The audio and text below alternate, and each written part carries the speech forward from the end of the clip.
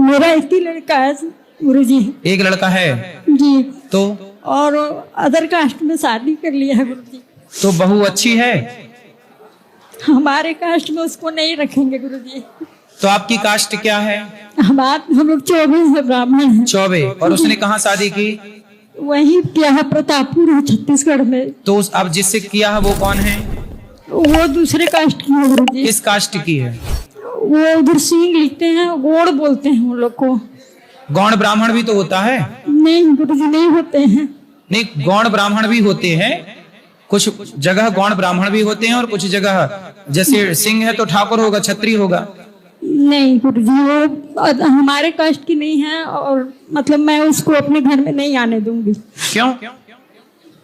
मेरा एक ही लड़का है, मेरे सास ससुर है, भसुर देवर जेठानी है, नहीं आने देंगे। तो उसने उसको समझाया नहीं था आपने कि अदर कास्ट शादी ना करो? हमें पता नहीं था गुरुजी। अचानक कर लिया? जी। बट आपको शादी में बुलाया भी नहीं?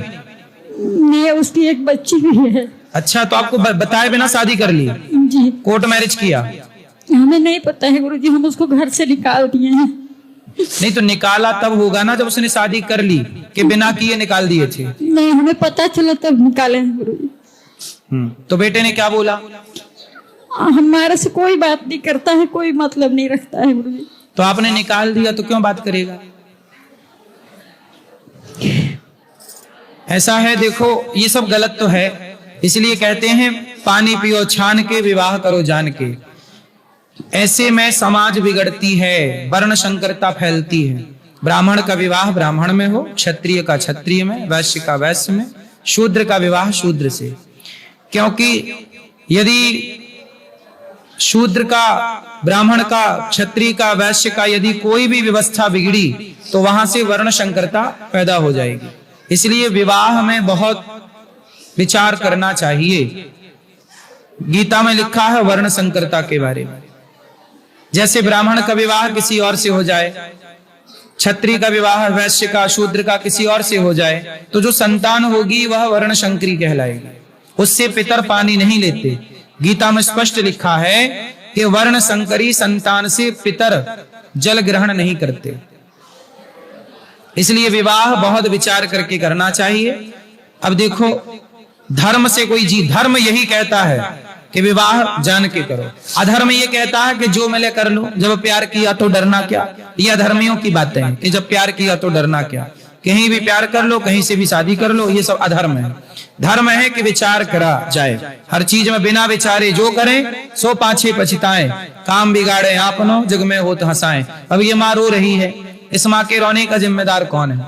चलो इस माँ से कह भी दिया जाए कि अब शादी कर ही लिया, बेटा बहू को स्वीकार कर लो। स्वीकार कर लेने से भी, इनके स्वीकार कर लेने से भी इनके पितर, उस लड़के के पूर्वज उसके हाथ का जल ग्रहण नहीं करेंगे। शास्त्रों के हिसाब से सिस्टमैटिक देखा जाए तो वर्ण संकरी संतान से, जैसे आप लोग तर्पण करते हो ना, पिंडदान करते हो, तो अब इनका बेटा तो तर्पण पिंडदान करेगा क्योंकि अभी इनका ही बेटा है, लेकिन जो उसका बेटा होगा वह तर्पण पिंडदान का अधिकारी नहीं होगा।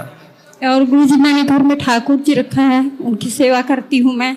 और मतलब हमारे घर में लहसुन प्याज भी नहीं बनाती हूँ गुरुजी। मैं जब से 3 साल हो गया मेरे को ठाकुर जलाए हुए।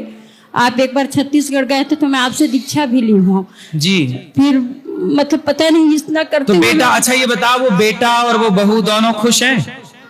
हमें कुछ पता नहीं है गुरुजी। कहाँ रहते हैं उन लोग? हम गांव में रहते हैं, वो लोग प्रतापपुर। वो क्या करता है बेटा आपका? कुछ नहीं करता है गुरुजी, इसके पापा जॉब में है, उन्हीं से पढ़ता लिखता था, जो भी करता था। हमारी तो अच्छा, वो लड़की को जॉब करती है, क्या करती है? कुछ नहीं। आपने उस लड़की को देखा है? नहीं, हमने नहीं देखा, हमने सुना है। तो अब मेरे से बताइए, मैं क्या सेवा करूं आपकी? क्या करें गुरुजी, को सुधरेगा? अब सुधरेगा, यदि लड़की को छोड़ता है तो लड़की का जीवन बिगड़ेगा जी। अब सुधरने का मतलब तो आप ये चाहती हो कि उसको छोड़ के आ जाए। यदि छोड़ के आएगा आपके पास तो उस लड़की का तो ना वो लड़की घर की रह जाएगी ना घाट की रह जाएगी, क्योंकि वो भी तो किसी बाप की बेटी है। बात समझो। इसलिए अब तो लड़की से करे, ये सब बातें शादी करने के पहले की हैं। अब कर लिया, कर चुका, अब तो उसका बच्चा भी हो गया, तो अब तो बस प्रेम से रहें सब लोग, यही बात सही है।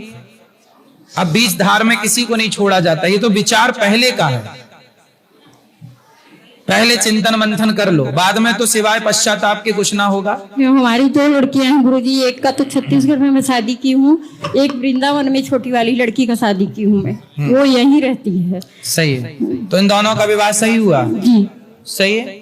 चलो उन दोनों की संतान जो होगी वो आपको पिंडदान करके आपका जीवन के बाद जो गति क्रिया होती है, बेटी का बेटा भी आपका ही बेटा माना जाएगा, वो सब कर सकता है। जी ठीक, राधे राधे। बेटी के द्वारा आपका वंशावली बढ़ती रहेगी, बेटे के द्वारा तो वर्ण संकरता फैलेगी। जी राधे राधे गुरु। राधे राधे।